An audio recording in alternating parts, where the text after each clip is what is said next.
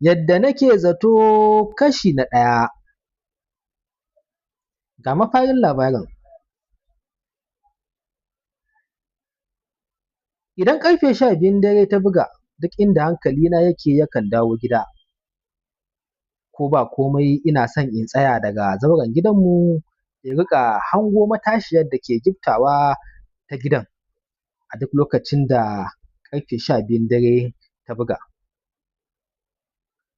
Duk yadda nake jin bacci nakan danne wa zuciyata da ta yi haƙuri har sai 12 dare ta wuce kafin na kwanta baccin. Wata matashiya ce lamarinta ke ɗaure min kai, kullum ta ƙofar gidanmu take wucewa ƙarfe 12 dare kamar yadda na faɗa a baya. Lallai ba fashi in dai 12 dare ta yi zan ga wucewarta, tana sauri fuskarta ɗauke da tsantsar damuwa. Ba ta taɓa wucewa ba kafin 12 ko bayan 12. Duk in za ta wuce da ta kai kwanar ƙarshe za ta tsaya ta juyo kamar minti 1 ko 2 tana kallon wajen gidanmu sannan ta yi gaba. Na san dai ba ni take kallo ba kamar yadda zuciyata ta sha faɗa min, to ta yaya ma za a yi ta gan ni? Ni da ke cikin gida kuma gidan a rufe.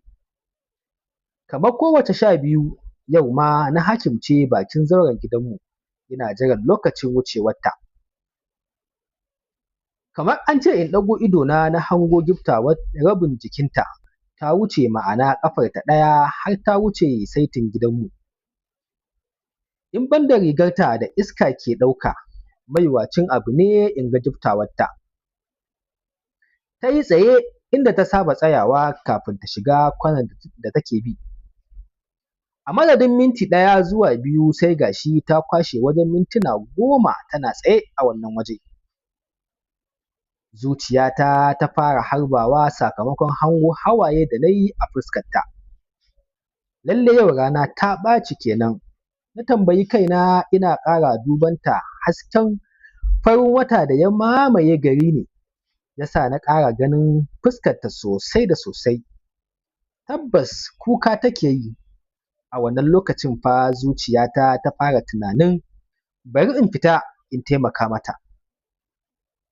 Kash, to masu kallo a nan za mu dakata a wannan babi na farko, wanda a zahirin gaskiya daidai yake da in ce sharar fage muka yi na wannan labari, wanda za mu ci gaba da kawo muku ci gabansa in Allah ya yarda.